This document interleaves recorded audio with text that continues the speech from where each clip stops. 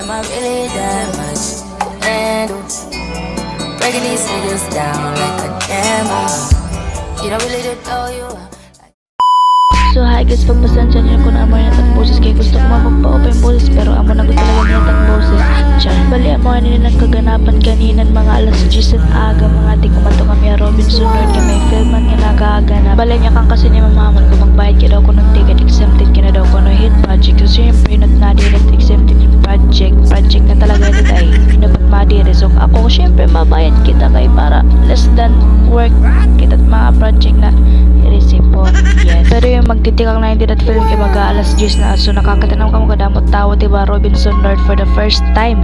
Chari. Para na akon for the first time ko makitang kadamot tao kay di manggudak tiglakap di Robinson. Kala niyo malayaw ak.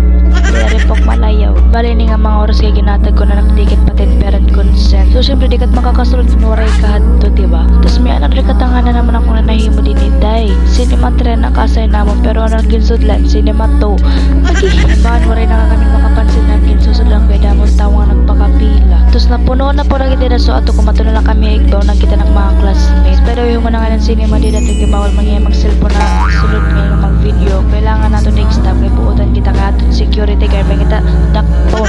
Makakadaragon na ako sa na babae. Char. So nadri katangan na naman tinagni matigig madakay igbaw kay kala ko nakadaig ba ang grocery store.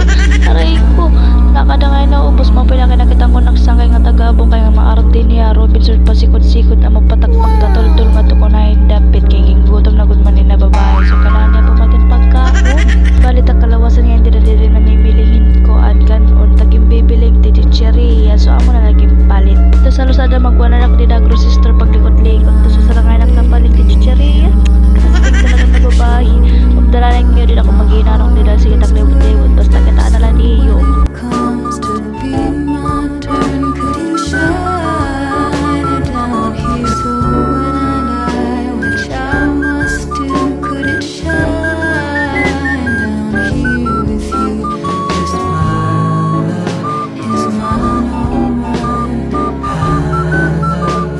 I love mine. Nothing in the world belongs to me but my love, mine, all